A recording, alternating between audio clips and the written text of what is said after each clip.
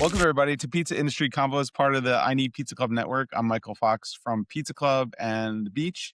I'm really excited today to talk about Pizza on the Pier and Slice Out Hunger's event that's coming up. And I'm joined today by three special guests. I'll have everybody introduce themselves a little bit, but Scott Wiener of Scott's Pizza Tours and Slice Out Woo-hoo. Hunger. Hi, Scott. Hey, How's it going? it's going Um, great. Awesome. I'm excited to chat with you. And we also are joined by David Sheridan of We Did in Brooklyn. David, how's it going? Welcome. Excellent. Thank you. Glad to be here. And of course, last but not least, Emily Downs of Emily's Hearth in New Jersey. How's it going, Emily? Great. Thank you for having me. Awesome. Welcome. Thanks for being here. So I want to talk all about this great event that's coming up. Or for those of you who are watching this later that already happened, you missed it, you should go next year. This is called Slice Out Hunger's Pizza on the Pier. Scott, you've started this amazing organization. Why don't you tell us a little bit about Slice Out Hunger, what it's all about, and we'll go from there. Well, today, Slice Out Hunger is a network of about 800 pizza makers all across the country who all contribute to hunger relief fundraising activities. But what it was back when it started is something very different. And I knew both Emily and David back in those days. This is when I had just started the pizza tour company. I run these pizza tours in New York called Scott's Pizza Tours. And about a year into running them, a friend of mine offered me to use the space. She was working in like a travel agency on 6th Avenue. And she said, come and have a pizza party at my space to celebrate your first anniversary. So I talked to all these pizzerias that I was working with. They all said, oh, yeah, I'll throw a couple pies your way. Here, pick up 3 pizzas. And I decided to charge all my friends who showed up to the party $1 per slice. And then I would match every dollar we raised. And that was the first event, which we didn't call it Slice Out Hunger. But the next year we did it again because so many people asked me, oh, when are you going to do that dollar pizza thing? So the next year we said, okay, it's called Slice Out Hunger. So then we had a name. And then that event happened. We kept growing and growing. And it must have been 7 or 8 years in, it grew large enough that not only did I realize that we needed a bigger structure, but people all across the United States reached out to me and said that they wanted to be a part of this kind of thing. Pizza, community, fundraising, helping support people facing food insecurity. It's sort of the thing that everybody already does for their business. And then being able to serve people who can't afford to purchase food from their business was like a complete thing. So that's why in 2015, we became Slice Out Hunger, a 501c3. We do all these events and campaigns throughout the year. And one of those events is the Dollar Pizza Party. And then another one of those events is this one, the one that's coming up this Saturday, which is called Pizza on the Pier. And that's an event that all started because just like everything else we do, totally organic. I got a call from a guy named Michael Ayub over at Fornino in Brooklyn Bridge Park. And he said, hey, the Food Network is doing an event here. And they're leaving their ovens here on Sunday. Do you want to do an event on Sunday using their free ovens? And I said, yeah.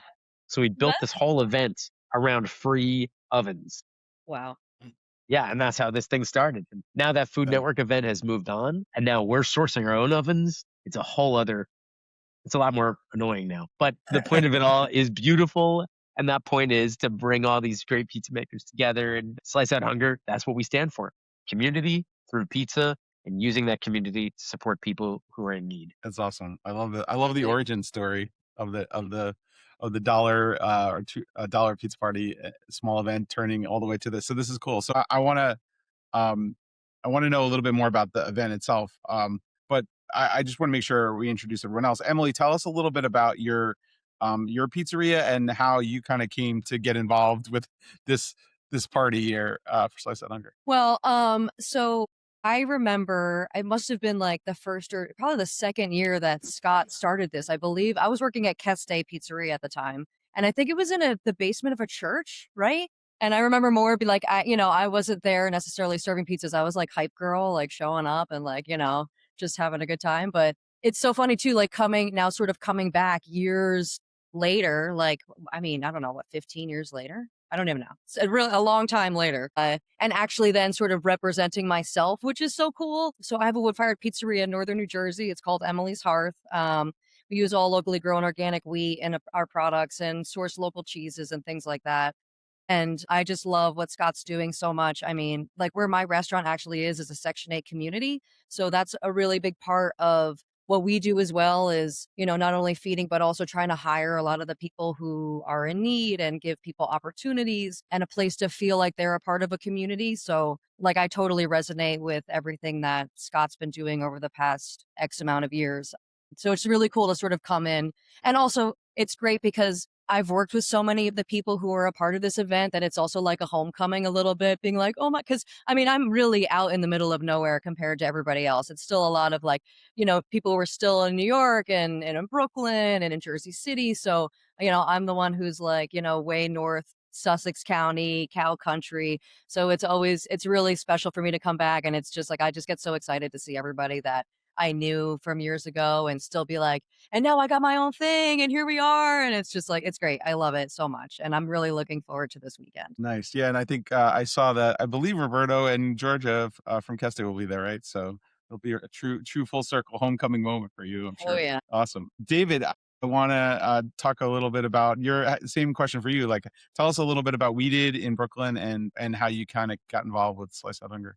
See, We Did is been open since 2013. So it was my first restaurant, and up until recently, my only restaurant focused on pizza, despite what my shirt might say. I guess over the years, the pizza here has changed. That's like a whole story unto itself. But when I first met Scott, I was actually trying to get some feedback and some recognition that we were going to open a pizza place. So I had invited him over, or maybe it was Adam from what was his blog's name? I forget. Scott, do you remember Adam's blogs? Adam Gavan's blog? Yeah, Was it yeah. Slice? Slice. You're right. Slice. Yeah. Slice, yeah. To come to my backyard where I had an oven, very much in the style of Paulie G, to practice and create pizza and get people excited. And we're going to open a restaurant.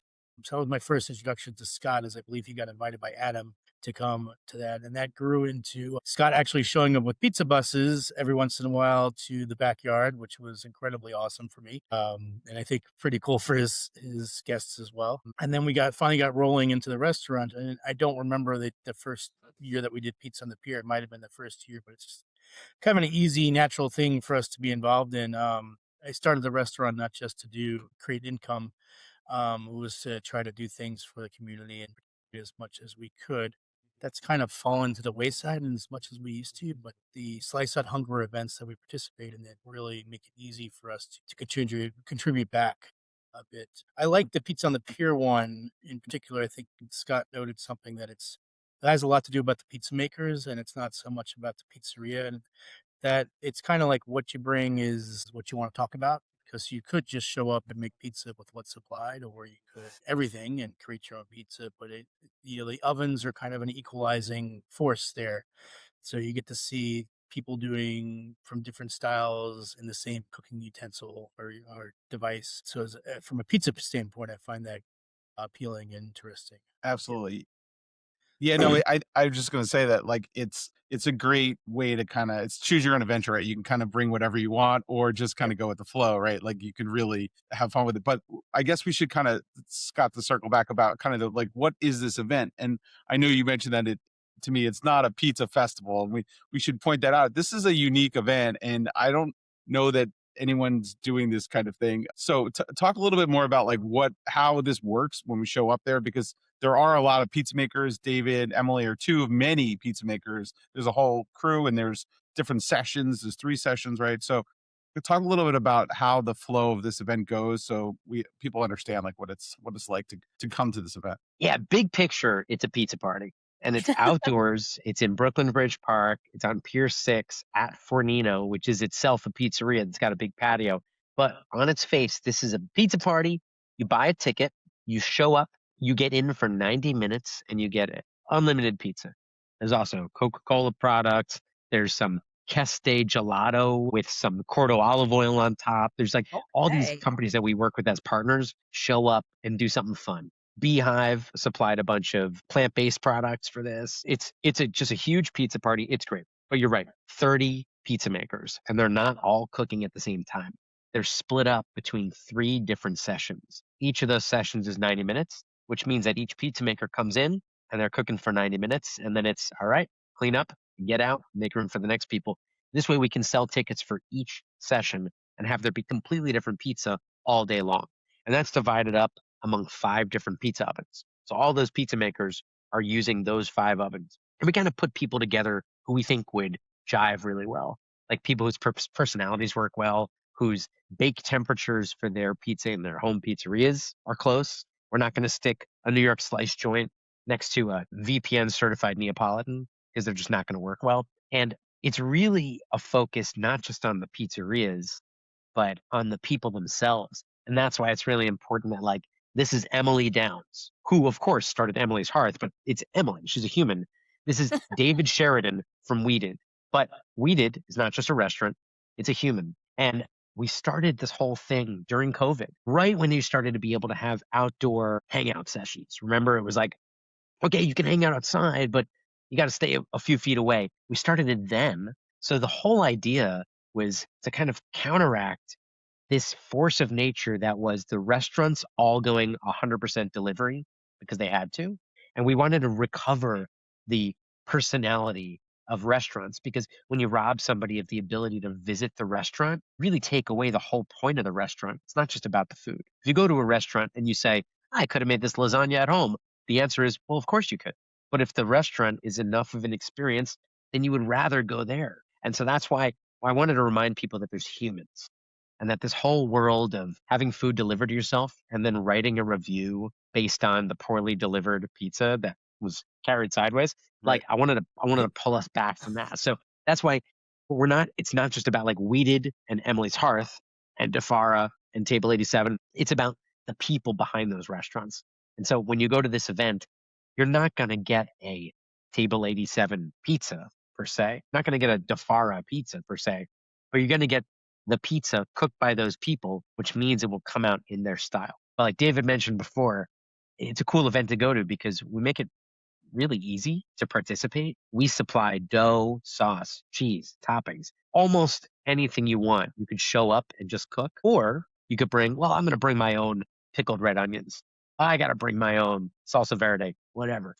And we make it as easy as possible because we just want this to be a big, fun celebration. And that's why it's totally different from pizza festivals. Pizza festivals are, I'm going to go to this festival so I don't have to go to these 30 pizzerias. And going to Pizza on the Pier is, I want to experience the community of this. And then I'll have a completely different experience because I'm inspired by these people to go to their restaurant at some point in my future. Absolutely. It's very much a community vibe because, like you said, you have there's 4 ovens, right? I think so. There's like 4 main ovens, and you've got 2 pizza makers or 2 folks at each kind of sharing that oven. So inherently, there's this collaboration and spirit happening between the pizza makers, and then from the customer perspective, they get to talk to the pizza makers, right? Like they're right there. Everybody. Emily's going to be there. David's going to be there. They're all there. They're making pizza. They're talking. It's very much like a community feel. So I guess I was going to ask Emily, like, have you done a lot of events where you get to kind of get feedback from your customers, the public? Like what have you done in this kind of universe of like trying to do these like events and be part of community, and just curious like how that's come up in your world in the past. Well, I do a lot of events, like more like private events. So it's different than this, but it's similar in the way that it's all exposed. We're right there. I'm the one making the pizzas. I'm interacting with all of the people at the party or all the guests at this event. So it's the same sort of style of like, it's almost like performance art, and I love that element about it. And also, rather than being sort of hidden away and then it's like just the pizza, where it is a little bit easier to be judgmental of something when the personal element is sort of taken away. So I'm definitely, I love the idea. And again, my business was a mobile business for the first 10 years. So it was always outside. It was always in a different location. There were always lots of people around. So whether it was like a brewery or, some sort of situation like that, I love that element rather than being in a restaurant, though.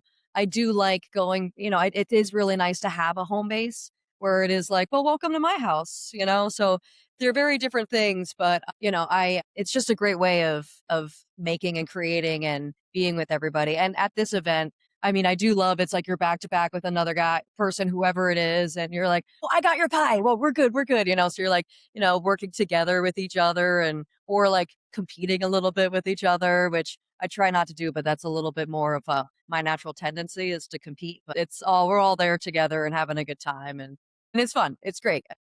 Also, just being with a bunch of pizza makers. I'm not usually in that space. I'm usually just sort of by myself because it's just how it goes. But that's also what's really exciting is being able to be like, okay, we're all in this together. And well, what's your style? Like the tiny pizza kitchen. Dude, he is amazing. And like he has and it's like an opportunity for everybody to really like show off their style, which I love, and it's like, whoa, he's got the spicy and sweet like Calabrian chilies. Like, okay, like I'm learning, it's an opportunity to learn and also get inspired by other people in the industry. And, it's great. It's a great opportunity for us to all be together. 100%. And the collaboration I think you talked about is so cool because I guess we do this a lot in Pizza Club, but we're just talking about it, right? Like to actually go to an event and be next to like Augie from Tiny Pizza Kitchen or anyone else and just like have these conversations and see the collaboration is really kind of fun and unique to this event. David, I want to ask you because you've done this a bunch before. Like, what is some of the you've had a chance to collaborate with a lot of great pizza makers. Like, what are some of the things that you remember from the past events or like kind of highlights or experiences that you had, like working with other pizza makers and just from Pizza on the Pier? Yeah, I mean, definite highlight was cooking with Wiley Dufresne. Yeah, I mean, I couldn't stop staring at him for a while. He's he's an incredibly nice and down to earth person once you get to like say hello to him. But yeah, I was like, he's right next to me. Actually, when we were doing Pizza on the Pier, I'd already like bridged that gap, but it was an honor to work the oven with him and such. I would say like from the pizza maker standpoint, especially the New York area, there's rare times that many of us get together. I usually try to get there a little early and stay a little late, just say hello to people you don't see that often, but we're all kind of connected through pizza. It is, when I came into this industry, there wasn't the competitiveness and guarded secrets that I hear used to happen. Everybody is much more open and they want to know what you're doing. They'll give you tips as you may be able to give tips as well. It really is a community. From the people visiting standpoint, it's also, you are like 2 or 3 feet away from pizza makers. And I know there's a lot of people that are passionate about pizza. And it's amazing going there. And the first time that somebody says, hey, I want a selfie with you, it's kind of like, what? Okay, I guess. You mean the other guy over there? So that's a nice feeling too. But also like they want to talk to you and pick your brain about their home pizza baking or the pizza they had at your place last week, or what do you think about the new place that's opening? And yeah, it's all around just really fun pizza centric event. Yeah, I love that. That's super cool. I was gonna ask Scott, like speaking of like all the sort of pizza makers and things happening at once, like do you have any tips for people going who've never been before, like how to navigate the vibe? Because I know like when everybody, the gates open up and everybody not really gates, I mean there's a line and people walk in, but like when everybody gets inside, they're kind of picking where they want to start. It's like you have many different things you're gonna experience while you're there. So any tips for newbies who are coming to Pizza on the Pier on how they should sort of approach the event? Yes, definitely. Always go to the shortest line first. That's a Because good people tip. will rush a person who they've heard of or they follow them on Instagram and they're going to go over there. But we populate this event very carefully. We switch people up every year, and we always try to make sure there's a balance between people you know about and people you probably don't know about. Because like what David just said before, getting to cook with Wiley Dufresne. Wiley is a very famous chef, new to pizza though. I think he's got a lot to learn from someone like David. David, great pizza maker, been in the business for well over a decade now. But I think because he's located in Ditmas Park, Brooklyn, it's not on Bleecker Street. So there are a lot of people who don't know about him. So they might see Wiley, go there, then eat David's pizza, and then realize that, wait a second, this is freaking awesome pizza. And a lot of it is like matchmaking that we do on purpose to do that. Also, because we know that Wiley will notice that and he'll be like, oh, David, I can learn from you. And, like I think when somebody's visiting the event, if they realize that that's what we're doing, that it's not just, I got to line up because I need to eat Dafara, it gets way more interesting. So you go to the shortest line first because you got 90 minutes and it always sputters out at the end. That doesn't mean that the pizza stops flowing. So go to whatever is a short line, then make your way toward all the others. You will get all of it. It's a guarantee. This is not a food festival where you spend half your time in the queue. You Right. really spend your time eating and talking to people. Agreed. Yeah. Like there's no rush. Like you're gonna get There's no by the time. shortages. Yeah. By the end of the time there, you're gonna have all the pizza you need. I'm sure of Oh that. yeah, and it's also we have a limited capacity. We only let, I think it's 140 people, ticket holders per session. So it's limited. This is not, we're not going to have 3,000 people at this event. Yeah. It's a relatively small event, but it's really for the people who are super into pizza. It's for pizza nerds. Yeah, it's definitely more of an intimate event than most other pizza events you might be thinking about. So for sure, Emily, since we're talking about pizza, I mean, you have to talk about what we're making, right? So what have you put any thought into, or I don't know if you want at liberty to discuss this yet, but if not, we could talk about something else. But I'm just curious if you have a kind of a game plan going in for what you want to make, and or you kind of lean on your sort of old familiars, or you're going to try to mix it up and do something out of the box. Like what's the Oh, plan? yeah. No, I definitely steer clear of the traditional because I think there are a lot of people doing traditional stuff. So, like, one thing that we do that's a little unusual is we do a lot of, we substitute the tomato sauce for different types of purees. So last year we did a carrot puree pizza. This year I'm planning on doing our beet puree pizza. I was leaning, so we do really well. We have a pistachio puree pie right now with mortadella. So maybe I'll bring a few extra things, but I really also, for me, the way I make pizza, like color is very important. I studied art in college. That's really where my degree is. And, nobody wanted to buy my art, but they will buy my edible art. So that's sort of how we're going here. But the beet, it's just like this gorgeous magenta. We put pickles on the pizza. So it's got a little bit of that sort of vinegariness to it, which is always a little bit of a surprise. Pickles on pizza is like one of my new favorite toppings. Little red onion, and I have like a 3 cheese combo that I always sort of stick to that's really good.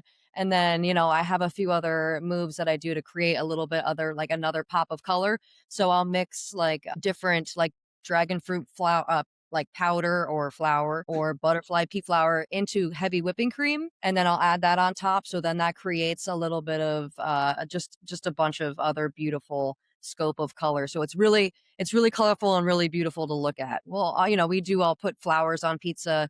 They're just starting to sort of come in. So we'll see. We'll see what we play around with. But that's sort of my plan, is a beet pie.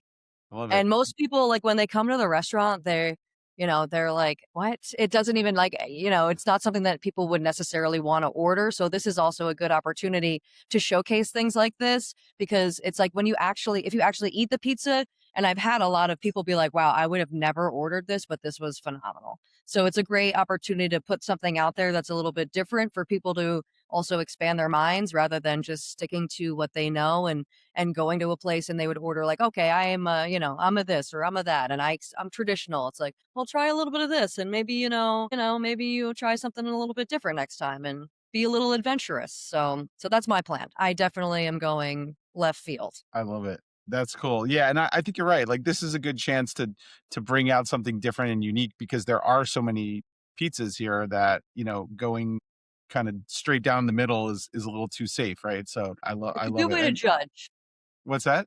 It's a good way to judge pizza, is like sticking it down the middle, but Yeah, for I sure. gotta get the show going, go all out. Yeah. I think this is the right event for that. David, same question for you. What's the game plan for the event, if you have one ready to go, We're or gonna willing to share? do an experimental pie. Ours is going to maybe lean on more traditional. But interesting, I also went to art school. I didn't actually complete art school. Oh, There's a neat. pattern between art school and pizza makers, but maybe. There is a fine line. I would say I'm not nearly as good a color though. It's definitely not my forte. I'm okay with red, just red. Sculptor, So you're a sculptor. we're doing what I'm calling a Sunday sauce pie, and it's based on one of my and my wife's components of a Sunday sauce. In my family, it's called goudanelle. I think in a proper Italian, it's cotena. It's pig skin that's rolled up as a brioche and cooked in sauce until it becomes really soft. But the sauce takes on the gelatin and Ooh. becomes sticky and thick and luxurious. So we're just going to do a red pie that will definitely have pig skin cooked with it. And then you can either have the pig skin on it and ricotta, or just ricotta to finish it. So it'd be a red pie, very red with some white dots on it. But I would also say that it would be a very boring event if everybody did margaritas, which Yeah. there are definitely some people that's what they're showcasing, but there's a lot of people, like Emily or Augie that are going way outside the bounds, and you get to see some exciting toppings that you're gonna probably not want to invest in a whole pie until you try it. But here's a way, like, hey, you know what? Meat as a sauce that's good. I could do that. I like that part of the event too. I have done both sides, and I guess this year is kind of splitting the middle, but I've done more traditional and also some wild toppings. And I think the wild toppings definitely stick with the people more than the traditional. Absolutely. No, that's great. I love the creativity. And Scott, is there any like pizzas that you've seen over the years that have kind of blown you away, or stories of anything in the past that has like been a highlight for you from the past events for the pizza on the pier? It's tough to answer because I actually don't get to eat a lot of pizza at the event. I'm sort of running around. Yeah, it's the true crime of this whole thing. I don't get to eat much pizza, but usually it's somebody saying, "Oh, come here, you got to try this," and then I take a couple bites. But really, I'm on my way to put out a fire, not literally, but like a sign blew over. I'm on my way to fix it.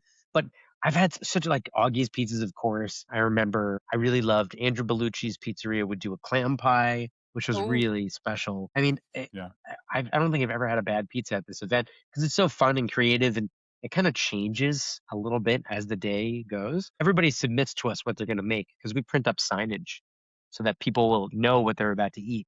It's pizza makers. You can't pin them down. Sometimes they Right. want to. We don't always stick to that, do we?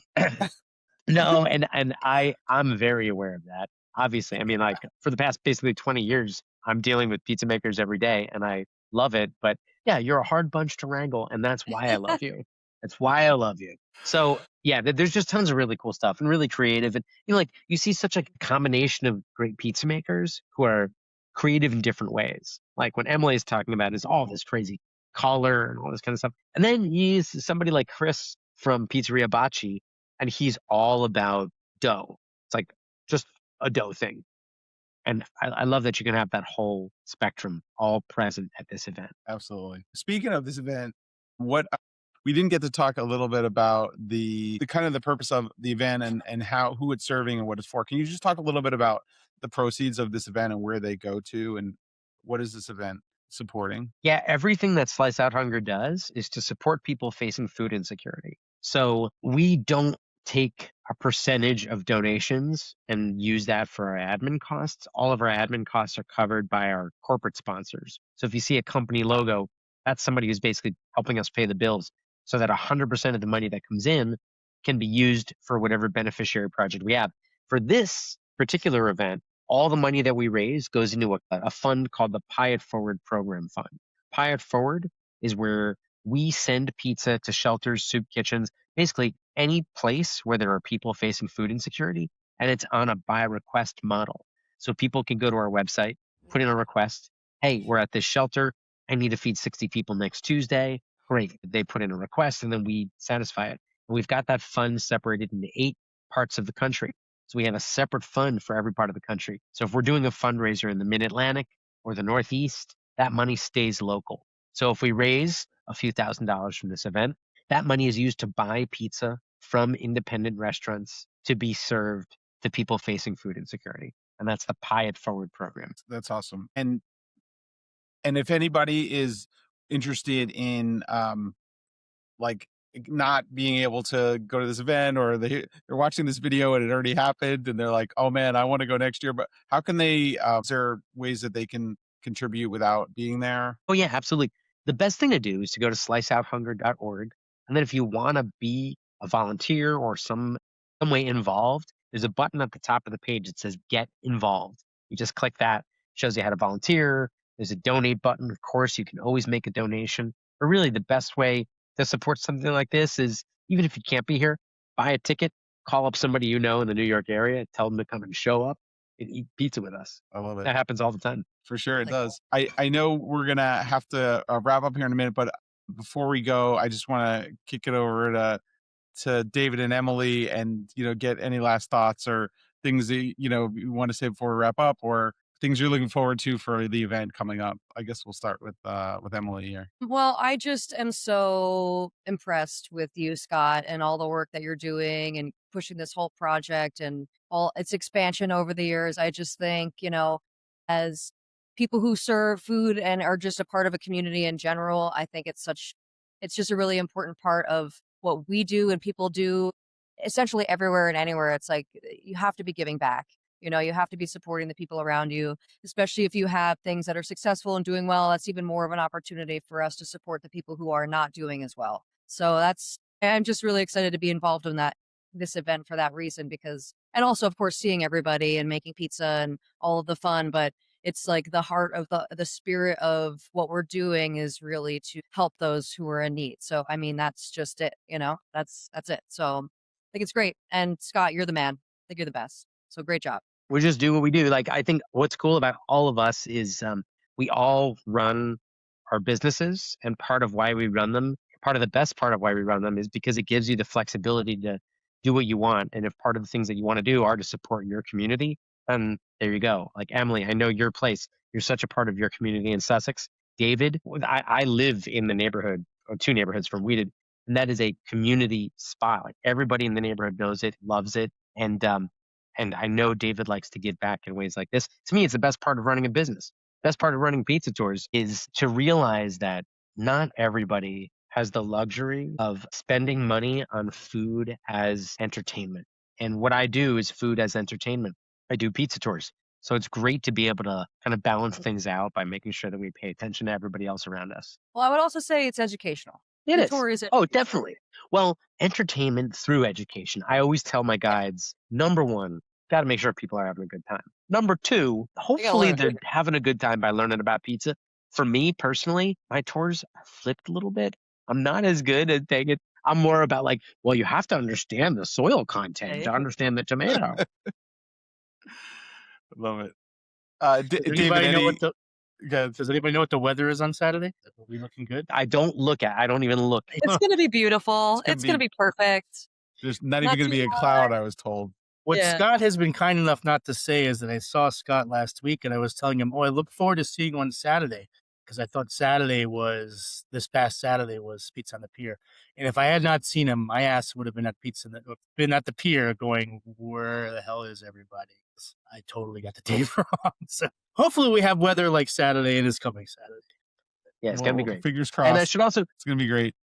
it's going to be wonderful. I should say we've done it when it's been sprinkling out a little bit. It's always great. That's true. It's maybe even more fun when it's a little windy or something, because everybody's like throwing off their game a little bit. So they gotta, step up, as opposed to it's easy breezy. I have an advantage here 100%. having a mobile business and being outside for the past 10 years. So I'm ready to go, rain or shine. Yeah, you understand all the things that can go wrong. Many of us don't. It's like, what? What do you mean I have to like stand there and hold the plates because they're gonna blow away and move the oven and cut the pizza? So, Yeah, spinning a pie this way and doing it Yeah. this way. the good thing, there's always plenty of people that are volunteering to help. So it's Yeah. not that bad. David, any final thoughts for a wrap up?